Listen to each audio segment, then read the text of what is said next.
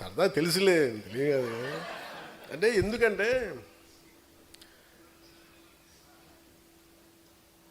నేను మానవత్వం గురించి ఆలోచించేవాడిని.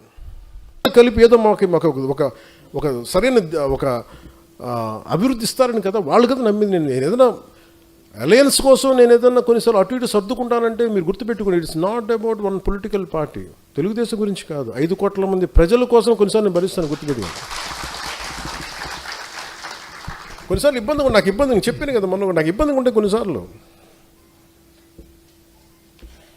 నేను చెప్పాను, నేను ఇచ్చినప్పుడు మనస వాచ కర్మ చేస్తాను. నేను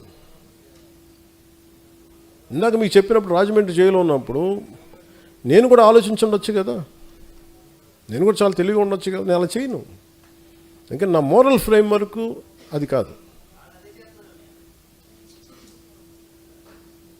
నువ్వు చేయి కదా, ఒకళ్ళు చేశారు కదా అని మనం చేస్తే ఇంకా దిగజారుతాను తప్ప. అందుకని నువ్వు యుద్ధం చేయాలనుకున్నా కానీ విభేదించాలనుకున్న చాలా హైయర్ ఫ్రేమ్ వర్క్ ఉండాలి. నేను దానికోసం వెయిట్ చేస్తాను.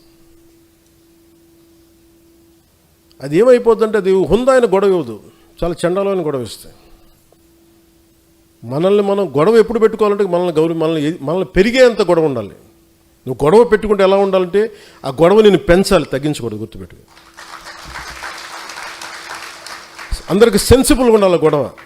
నీకు నచ్చో నాకు నచ్చే కాదు, ప్రతి ఒక్కరికి అది చాలా పద్ధతిగా ఉంది, కరెక్ట్గా ఉంది. అది వాళ్ళు మనం మద్దతు తెలపాలి. ఒక వ్యక్తి చేసిన తప్పుని ఆ వ్యవస్థ మీద పెట్టలేం. అది ఒక క్రిటికల్ మాస్కి రీచ్ అయిపోయింది, అప్పుడు చూద్దాం. అలాంటి మీరు చెప్పే కొన్ని ఇబ్బందులు ఇవన్నీ కూడా ఇంకా క్రిటికల్ మాస్కి రీచ్ అవ్వలేదు. అవి రీచ్ అవ్వకూడదని నేను కోరుకుంటున్నాను. క్రిటికల్ మాస్ అంటే తెలుగులో ఏంటంటే ఒక తారస్థాయి, తారస్థాయి కంటే కూడా ఇంకో మంచి పదం మర్చిపోయాను. అంటే దాన్ని ప్రభావితం ఇంకా తప్పించుకోలేము, ఇంక ఎదిరించక తప్పదు. అట్లా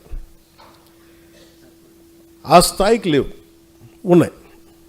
దాన్ని కరెక్ట్ చేసుకున్నాం, ఎప్పటికప్పుడు కరెక్ట్ చేసుకోవాలి, తప్పదు. ఇవన్నీ ఉంటాయి. ఎందుకంటే ముందు ఇంకొకళ్ళు అనబోయే ముందు మీ జనసేనలో మీరు ఏకాభిప్రాయంతో ఉన్నారా? ఇంకో పార్టీని అనబోయే ముందు, ఒక అలయన్స్ పార్టీతో మీరు అనబోయే ముందు జనసేనలో ఉన్న నాకు పదవి రాకపోయినా నీకు పదవి వచ్చింది కదా అందుకు నేను సంతోషపడతాను అనుకునే వాళ్ళు మనల్ని ఎంతమంది ఉన్నారు? అవి లేనప్పుడు మనం ఇంకొకరి నుంచి ఏం ఆశిస్తాం? ముందు మన బంగారం మంచిది అయితే, ముందు మనోడు ఎదిగితే నేను ఎదిగినట్టే అని అనుకున్న సహృదయతం అనుకుంటే అప్పుడు బలం వస్తుంది, మనకి హ్యాండిల్ చేయగలం.